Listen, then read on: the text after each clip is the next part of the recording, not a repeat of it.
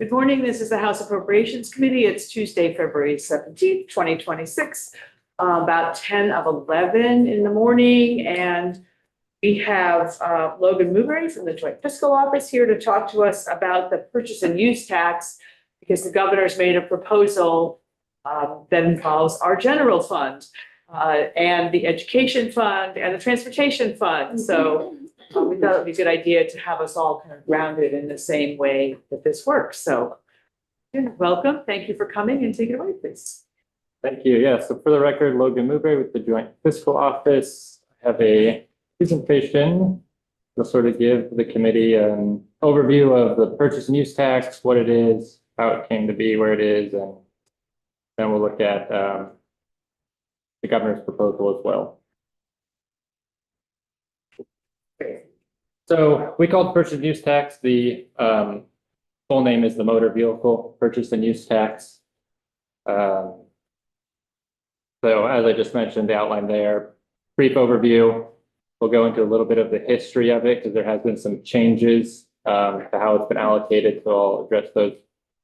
And then we'll look at how the revenues are allocated currently, and then how those allocations would change under the GovRec proposal. So overview, purchase and use tax. It's a 6% tax on the value of a motor vehicle. There's a maximum of $2,486 that can be levied on trucks weighing over 10,099 pounds, those are your larger trucks, as well as certain other motor vehicles such as trailers. This tax is collected by DMV, and it's levied at the time of purchase or registration for use within the state. Then there's an additional, or there's a 9% tax on rental charges for short-term rental vehicles. That's essentially it, the 6% tax, and then the 9% tax. There are a few exemptions. I've listed a couple there: state or federally owned vehicles, religious, charitable vehicles. If you transfer a vehicle between close relatives, you don't have to pay the purchase and use tax, but there are a few other ones, but that's. Oh, I have a quick, go ahead, Tom. No, you go first. Okay, so the maximum of 2486, if I did my math right, that's a vehicle costing $41,400, which isn't very much. Correct. And most of our cars cost more than that now, but there's no upper limit on our cars. That is correct. Now, this only applies to the trucks, the bigger trucks weighing over that 10,099 weight limit. And then there are a couple other vehicles, mainly trailers, that fall into that cap. But your pleasure car, as it's called in statute, as the bus drive, does not have a cap to it. So I'll jump on that before my question. Seems a lot, well, it's different, but what trucks, I'm a Ford, 150, 250, 350 and higher. What is 10,000 pounds? You know? I mean, I can Google it too. Yeah, I'm not sure which specific cars. Certain 250s are going to get over that, 350s. It depends on your configuration. Right, and those are the ones that get like 7 miles per gallon of gas, so that's awesome. No F-150s would be. Okay. Is this technically, well, no, it can't be technically just only for agriculture because tow trucks through your, yeah, anyway, so there's a cap of 2486 on large trucks. Correct. That tend to do more damage to the roads, et cetera, et cetera. Okay, that's crazy. Right, so a $50,000 car would pay $3,120. Yeah, For your Subaru Outback. $70,000 electric car, well, maybe that's So- what Ford would pay. Anyway, it's. And I should mention, there are also RV. other taxes and fees that these vehicles pay, such as like registration fees. They do have to pay a higher registration fee than a normal vehicle, depending on weight. The purchase and use tax is one aspect of it, but there are other things just to throw that. Well, do they balance out to say if I buy a car that's $70,000, nice, really Mercedes-Benz EV or something, that's $70,000, and I'm going to pay a higher tax than a Ford F-350, then is it going to equal out that the 2486 plus whatever registration fees that they carry are going to match what I pay for a luxury car? That's less burden on the roadways? Likely not, but I don't know. You see, we're learning some new stuff, educating our committee, but I do have a question. Well, I just want to, and I do want to Okay. just ask one more. Yeah. The question I raised my hand on before Oh, okay. before my umbrage kicked in. How do you define religious or charitable vehicles? Is that just vehicles that are for clergy or religious organizations? I guess I'm not sure the specifics on that. I know it, you have to be, for charity, you have to be defined as a charity and sort of organized as a charity. I guess I know the specific definitions that would enable an organization to become religious or charitable exempt. I'm sure it's somewhere in there. I don't have it. Yeah. I could probably find out for you, but I don't know. I'm just curious. I mean, whenever we see exemptions that we've never seen before, we always Yeah. get curious anyway, so. No, Yeah, okay, but so, is there a difference between a 501c3 and a charity? nonprofits? Well, the Kiwanis Well, Club, if the Kiwanis Club is registered, that may not even be a good example, but there's plenty of 501c3s out in the world that do community work that you can see, whether it's Habitat for Humanity, for instance, which could actually qualify perhaps, depending on who's sponsoring it, as both a religious vehicle or nonprofit, but it's. Nonprofit? But But there's also 501c4s. So those are very different. They aren't always political, like my regional development corporation was a C4, so it was a nonprofit, but not a nonprofit that was charitable. So there's all these IRS tax They can lobby. designations. Yeah. So C3 is the one you get to deduct from your No, taxes. some comment's not a nonprofit organization. They might be a nonprofit, but they're not a nonprofit. Are they charitable? No, they're not. No, They're a business. We get sidetracked. Mike, you also have a question. You're good. You can raise your hand again. Keep going. Okay, thanks. All right, moving on, we'll go to the brief sort of history of the purchase and use.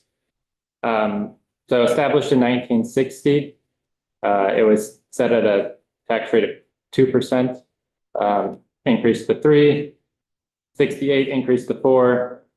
You can see we used to have a cap on the pleasure cars. It was eliminated. You can see in 1986. 1991 raised from 4% to 5%, but it was set to sort of revert back, sunset at a specific period of time. You'll see through 93 through 96, it was extended out past that original sunset. And then in 97 is sort of where some of the bigger changes happen. As part of Act 60, the big education bill, the rate was increased to 6%. Additionally, as part of Act 60, the gas tax was raised from 4 cents to 19 cents per gallon. And That's then, the last time the change of the gas tax happened? no, Okay. no, but in 1998, you'll see that all revenue from the purchase and use and that gas tax increase was directed to education funding. The education fund was created and defined to include 1/6 of purchase and use tax and 21% of the gas tax in FY 99 and then 16% thereafter. So that was the allocation that the ed fund got 1/6 of purchase and use and some of the gas tax from 1998 until 2004, at which point they did a revenue swap. It was revenue neutral at the time. The gas tax that used to go into the ed fund stayed in the T fund, and the portion of the purchase and use tax was increased from 1/6 to 1/3. And that's sort of how we have it today. So today, ed fund gets 1/3, the T fund gets 2/3, T fund gets all the gas tax. So it's safe to say education's our problem. Well, the T fund is underwater, so I don't think so. I think we have a gas tax problem too. Yeah, but they're taking it out of the, It's not helping the T fund as much as it used to, but we'll hear more. what if the education wasn't getting that? They aren't getting the gas tax at all. I'm talking about the gas tax. All right, this is informational, not political. Right. It's mathematical. I was I looking want at to go that. back just a little bit because you skipped over the one where it says motor vehicle includes all vehicles propelled by or drawn by power other than muscular power? Sailboats? Great question that I don't know the answer to. I don't imagine though.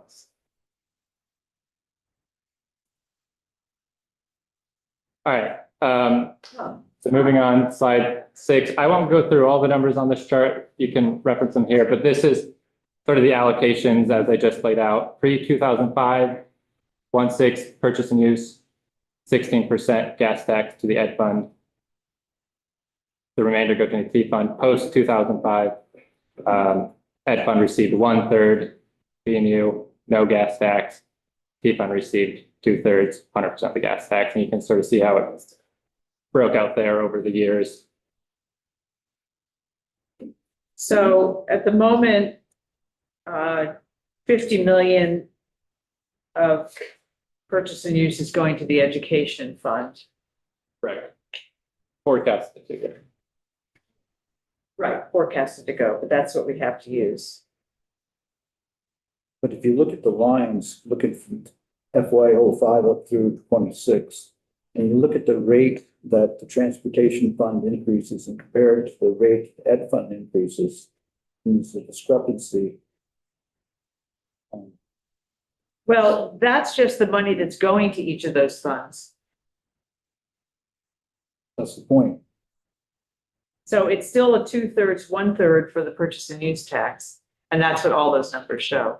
So the rate of growth would be the same in either one, right? It's just, Within the purchase and use, they'd be growing at the same rate. But if you look at the ed fund down for FY05, down almost, right, the one above the total at the bottom. They're going from 28 to 2650. That's almost 100% increase. Proportionally, you're going from 121 to 171, which is like a 50% increase. And the same thing if you go up to that fund up above, under that's purchase and because the use. dollars are smaller. So the percentage is going to be different. But it's still the same split. For the purchase and use, and then the Right. gas tax portion, which no longer going to the ed fund, is growing at a slower rate than the So purchase the and use. totals at the bottom include the gas tax. Yeah, so And the gas tax is growing at a much slower rate than the purchase and use is. so it's my mind, what I'm thinking of is we're trying to fund both the education and transportation. Mhm. And so with the scheme that we have now, with the proportions of the taxes that we have, are we shortchanging one over the other? Is there, obviously, transportation funds is a problem, right? Mhm. So I'm looking at this and saying, judging from these numbers, what would we do to fix it? Or a proposal from the administration to phase out this? Yes, the purchase and use. But so it's really helpful to have the gas tax, but for the purposes of of the education fund, you can really only look at the purchase and use and the education and the transportation fund and how those go, because they're increasing at the same rate because the ratio hasn't changed of 1/3, 2/3. So there's no difference in rate increases in the purchase and use. Depending on volume though. Yeah, but the percentage breakout is still the same. That has not changed since 2005. But the gas tax, which 100% of which goes to the T fund, is growing at a much slower rate than it used to be. So that when you put them together in the totals at the bottom, that's what distorts the percentage increases, because the gas tax is growing at a slower rate, and the ed fund has nothing to do with the gas tax. I'm sorry, the gas tax isn't growing at all. Right? It's Right. down. It's actually from a down. high of 20, fiscal year 17, it was 78.2. Right. And now it's down to 71.2. Right. In the meantime, so I bought a used electric car, my wife and I, in 2025, and we paid a double registration fee. We paid, because there's this whatever, until we figure out what we're gonna do with the gas tax. We paid an extra $89 on top of the $89 per registered car. Where does that money go? It's supposed to account for, I don't use gas anymore for that vehicle, which is whatever. But the idea here, how does that get accounted for? Because, I mean, I can't imagine that there's $8 million of extra registration fees. Right, that's a DMV thing, right?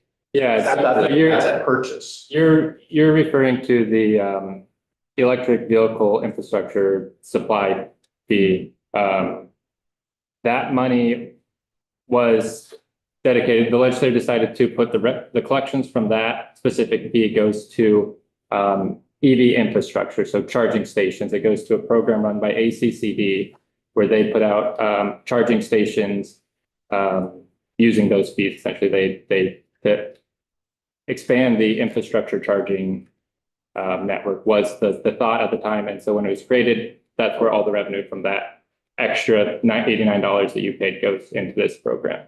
So that's the, Doesn't go to the T-fund. It doesn't go, well, it goes to T-fund to be transferred to Right, this program. which is actually in the budget this year. It is also in, so is $89 in the top line here, the transportation fund? no, That's purchasing. that's purchase and use. Okay, so, Different line. no, I'm just, It's not in here at all. Right. Your $89 is not showing up here. Okay, no, I mean, I imagine it's not $8 to $7 million that were low from 7 or 8 years ago. I mean, that's No. and an inflationary drop is more than just $8 million. Right. But, and what did we say, Chris, that once upon a time, every penny on the gas tax is $2.6 million or something, like $2.8 million? Okay, it's just information, Yes, not political. no, it's good to get all the data. Go ahead. Yeah, I'm looking at the gas tax, which is only transportation. It fluctuates up and down based on the volume of what's sold. And if you look between FY14 and FY19, it reached a high. So that was And due that to the was- fact that we made some changes to the gas tax around that time. I'm not gonna be able to remember everything we did, but we essentially added in this 4% and 2% assessment around this time. So we got an increase because we sort of changed how we were collecting it. It increased the amount we were collecting. At the pump. Well, we taxed at the distributor level. Oh, that's right, okay. Yeah, It was, but- it was something that, why am I Patrick, what's his name? He's a senator now from Colchester. Granted. Brandon. So he was a chair then, and there was a need, obviously, you can see the numbers, and so there was both a percentage per gallon plus an attempt to raise the cents per gallon. There was a double, this represents what you're saying is this double increase that it needed to happen, as you can see, because it went from 59 to 76, and that was a Is that the little 2%? controversial. Like we had the heating oil tax of 2%. Did we add that to this as well for I don't think it distributors? So it's separate than that. So there's a 2% assessment on the tax adjusted retail price of gasoline. So the price of gasoline, subtract out taxes. We then apply 2% assessment on that number. And I have a presentation if we want to get into the gas tax, I can do that one as well. Is that based on volume or on cost of the per gallon? Sorry, say your question Per again. gallon or per cost per gallon?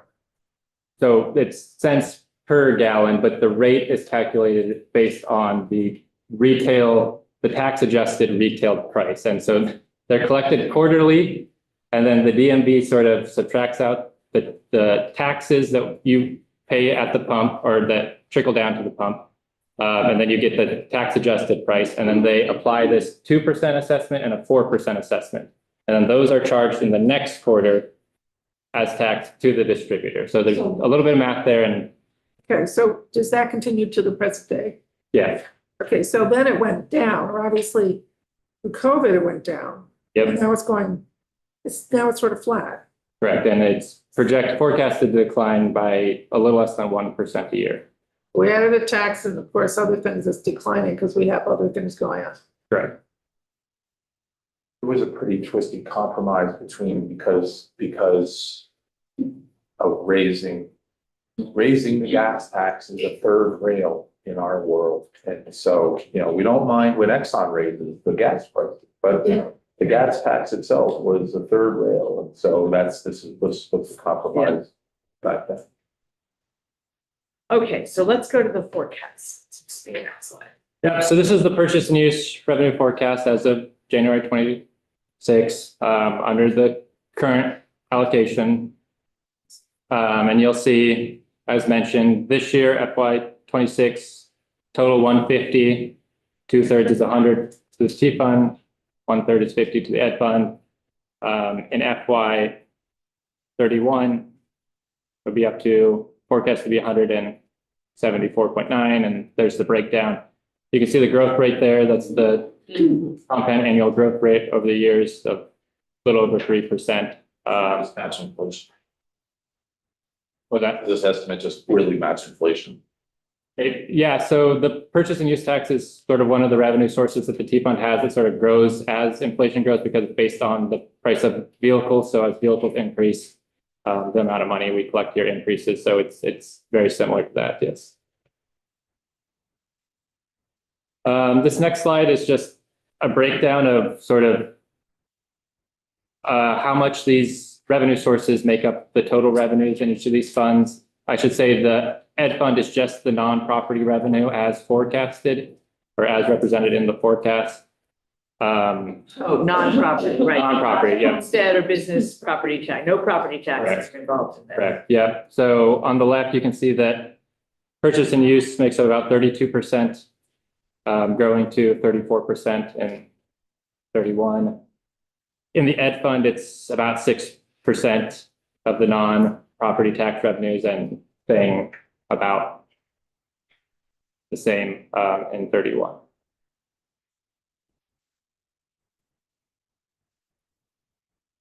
Business revenue, Gas tax is gonna go down. miscellaneous revenue. So that's a number of taxes and fees that we charge. There's a whole list of them. That's where inspection stickers are. There's jet fuel sales. There's 40 some odd fees that go on there. I could present you with the list if you want to look into those. We're good, just good examples, thank you. Yep.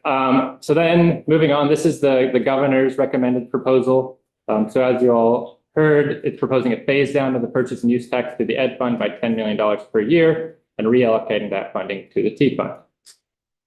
Under this proposal, the purchase and use tax will be fully allocated to the T fund by FY 31. And then when all else is equal, shifting purchase and use out of the ed fund will put upward pressure on property taxes. So note that in this year's proposal, propose to transfer 10 million from general fund to the ed fund, one time to offset that shifting impact of the 10 million of purchase and use that will now be going to the T fund instead of the ed fund. So reducing, taking the purchase and use tax out of the education property, that raises property taxes. And And unless we put general fund money in to offset it. Yes, we are always given, well, you will give this instruction again and again next month of saying, well, if you want to fund it, where will you find it? right. And there's no answer to where this money will be found. It's just At this part of the first time. general, it's just part of general fund expenses at the moment. So which the third question is, or second question is, what are we not doing because we're doing these things? So everything we do is a trade-off this year, I mean, and year. This can go in out of, I don't want to say serious, but just questionable transfers because we're not replacing it with anything specific. Kind of along the lines of like ADS and all the things that we have questions for the administration, further questions for the Right. administration over. So no, thank you for writing it so simply. Lynn? Well, this is based on current law, current payment, current everything. We're not counting in how much the ed fund would grow if we stay in the same situation we're in now, because the ed fund has grown a lot in the Yeah. past, Yeah, all through the years with a declining population. If we enacted Act 73 and continue to implement that, this number would probably change. The numbers for ed fund would change. well, the property, the goal, I think, is to get property taxes to come down. Yes. This does not contribute to getting property taxes to Yes, come but you down. have to, yeah, this is not, no. This does not help with that. Now, this will cause the ed fund to require more property taxes. If you implement and continue with Act 73, which is intended to lower the spending on education, putting it into something more manageable that you can control as such, then your spending would have an impact on property taxes. Yeah. And you're starting with saying, first, we have to find $50 million to cover the purchase and use tax over 5 years, because if we don't, property taxes will go up. It's a cart driving right now, so. Yeah, so we have that before we even get to trying to lower property taxes. So even with Act 73, there's going to be this $50 million hole. So we'd have to save even more in property taxes to make up for the $50 million that is being proposed to be transferred to the T fund. Yes, but 50 million gets phased out, because you go from 50 to 41. I know that. 31, and You still have to go account. over. And you will have a way, if you fully enacted Act 73, go and use the foundation plan and other vehicles in there, go and That's the idea, but we're still starting with a $50 million hole because of this transfer. It's a $50 million increase in property. 9 million, 10 million. It's 10 million this year is the proposal. So we have to figure out about all that, which is why the governor's proposing 10 million of general fund to equalize the transfer to the T fund. Right. That reduces the dependence on the T fund, Right, general fund. but increases It's the like- general fund reduction, increases general fund reliance for the education fund. Yeah, but the T fund will have less general fund, and the EdCom will. We could pay the money to the T fund directly. It's still $10 million. Yeah. Still $10 million. No, you just said it actually about, I was just gonna add that additional $10 Yeah. that we had discussed earlier. Yeah. Right. It's currently in the governor's budget. So the question of where does it come from is it's in the governor's budget to make everything balance, and it's the budget that he presented balances. So the money is there. So then you just say, well, what are the things we're choosing not to do because we're choosing to do this? Right. So that's the other question. Okay. So I think we understand this slide. The last one, it's just similar to the first one. There's just the percentage of the total funds. If this proposal were to go through as proposed, in FY31, the T fund would, 44% of the T fund would be purchase and use, and obviously 0% of non-property, ed fund non-property revenues would be from the purchase and use tax. And gasoline tax and DMV fees go down significantly. Is that because we're projecting even less in the way of gasoline taxes? So the gas tax is going down. So this is just looking at it as a percentage of the total fund. So this just shows that the purchase and use would make up a larger percentage of the total, not necessarily that the DMV fees would be less than they are, but just they'd make up a smaller percentage of all the revenues in the fund. Right, but at the same time, do our economists forecast what the gas tax is going to be? Yeah, yes. So that's going down. The gas tax is decreasing by Yes. about 1%. So that is a portion of the decrease in the gas tax. I Right. believe the DMV fee is growing just ever so slightly there. Yeah. So it's just within the proportion. Right. It'll become smaller. Proportion. So there are two different reasons for those numbers to go. Correct, yep. That is what I have.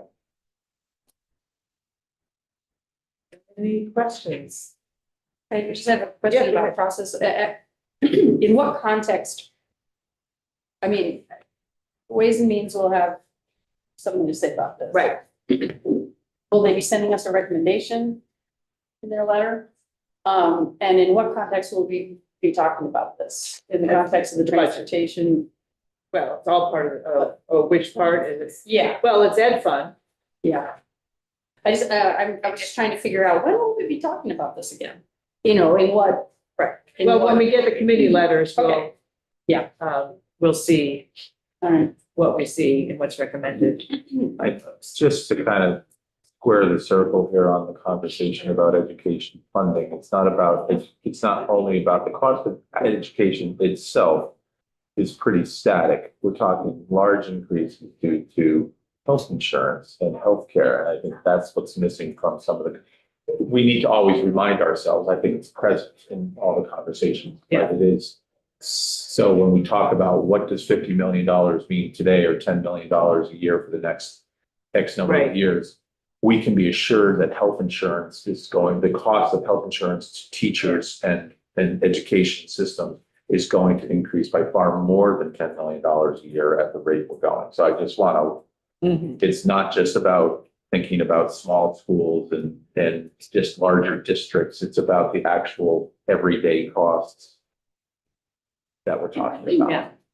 Salaries and benefits make up 75% of your school budgets. And that's the way it should be because it's a human resource oriented business. Very Right. personal, people Well, intensive. You can't have robots teaching your kids how to read. So salaries and benefits, And benefits, one of the biggest drivers is healthcare and yes, healthcare but costs. salaries are bigger than that. Salaries are this, benefits are that.